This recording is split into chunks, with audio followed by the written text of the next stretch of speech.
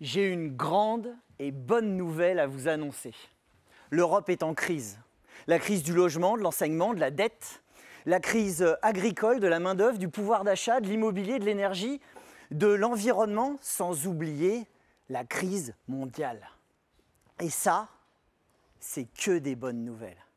Bah oui, parce que au milieu de toute crise se trouve une grande opportunité. Et il n'y a pas que moi qui le dis, Einstein aussi. En chinois, le mot crise est symbolisé par deux idéogrammes, deux caractères. L'un représente le danger et l'autre l'opportunité.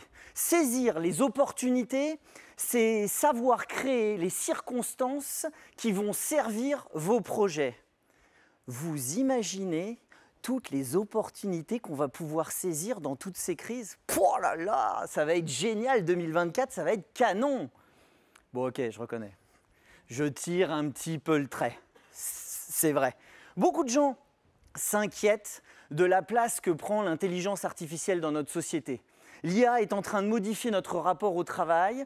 Elle est déjà capable de dessiner des œuvres originales, d'écrire des dizaines de bouquins sur des centaines de sujets différents et même de faire danser Emmanuel Macron.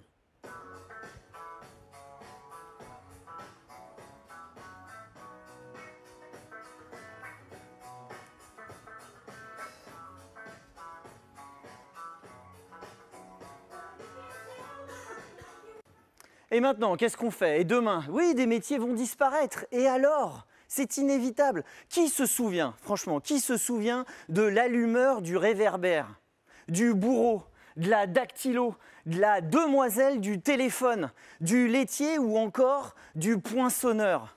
Bon, à part peut-être les plus vieux d'entre nous. Mais qui s'en souvient? Des métiers secrets inévitablement encore et encore. Il est urgent d'identifier les opportunités qui sont face à nous et de ne pas s'inquiéter du changement. Ce qui est certain, c'est que le monde continuera à tourner avec ou sans nous. Alors franchement, autant que ce soit avec nous. Et pour ça, je vais vous confier les 4 clés d'un opportuniste à succès. La première clé, c'est l'ouverture d'esprit. Soyez curieux et pas anxieux. La deuxième clé, c'est oser être audacieux.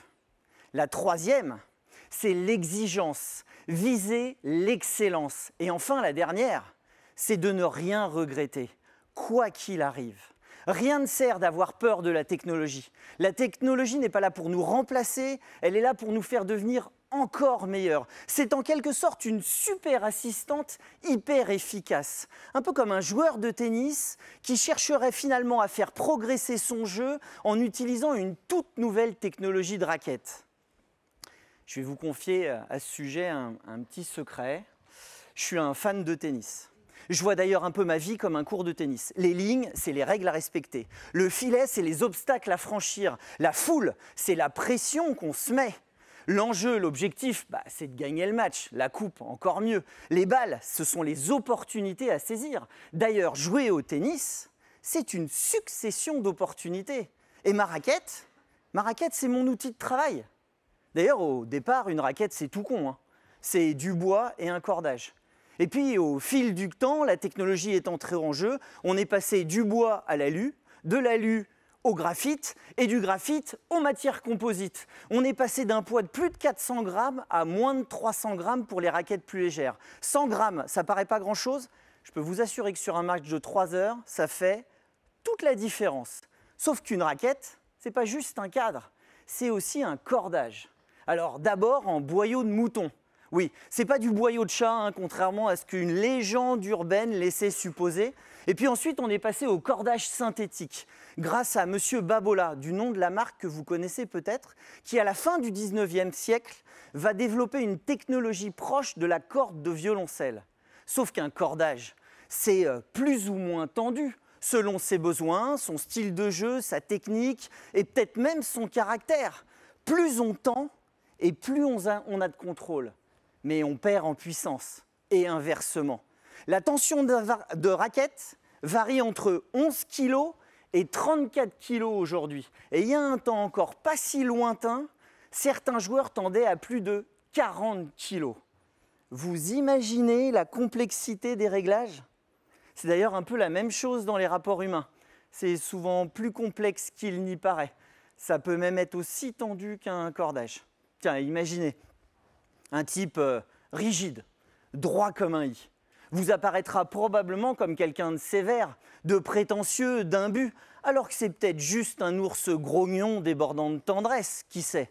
À l'inverse, quelqu'un de souriant, semblant à l'écoute, vous apparaîtra très probablement comme quelqu'un d'empathique, de sympathique, alors que c'est peut-être juste un manipulateur pervers narcissique, qui sait. Méfions-nous des apparences, elles sont parfois trompeuses. La technologie, l'IA ne sont probablement pas les dangers à venir. Quand on est champion de tennis, on joue depuis des années et des années avec la même raquette. Changer, c'est prendre un risque, mais ne pas changer, c'est risquer de ne pas progresser, donc de régresser. Pete Sampras, ancien numéro 1 mondial, a gagné 14 titres du Grand Chelem. Il a raccroché sa raquette à l'âge de 31 ans, usé, fatigué, cassé. Il n'a jamais voulu changer de raquette et a joué toute sa carrière avec une Wilson Pro Staff hyper lourde, hyper tendue, hyper rigide. Roger Federer, lui, a saisi toutes les opportunités qui s'offraient à lui pour tester des nouveaux matériels, toujours dans un souci de progresser, d'améliorer ses performances à long terme et de rendre le tennis un peu moins dur physiquement. Oh putain. Excusez-moi. Oh. Je vous le montre qui m'appelle? C'est drôle. Ouais, salut Greg, ça va? Salut Roger, ça va et toi? Ouais, nickel. Et je voulais t'avoir 2 minutes parce Ouais. qu'on me propose une opportunité là Ouais. et je voulais avoir ton avis. J'ai peur de faire une connerie. Écoute Roger, je suis un peu embêté parce que là je suis en pleine conférence. Je peux te rappeler, ça te dérange pas? Ok, bah écoute, pas de problème. Tiens, fais un coucou à la salle, ça fera plaisir. Ouais, bonjour à tous et puis surtout, écoutez bien ce gars-là. Ouais, merci Roger. Ciao, merci mon poulet, à plus. Allez, merci, bisous, ciao.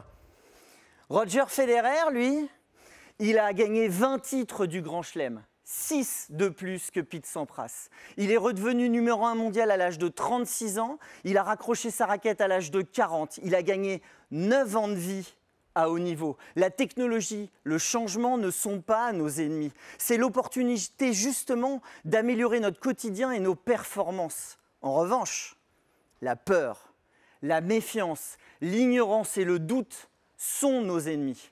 Vous seul avez la capacité de prendre une décision qui influencera votre vie. Vous êtes les maîtres du jeu et c'est à vous d'en inventer les règles, pas à l'IA. C'est à nous de saisir notre présent pour créer notre futur. Il y a des dizaines d'opportunités devant nous. Prenons-en une et si ça ne fonctionne pas, il nous en reste plein. Merci.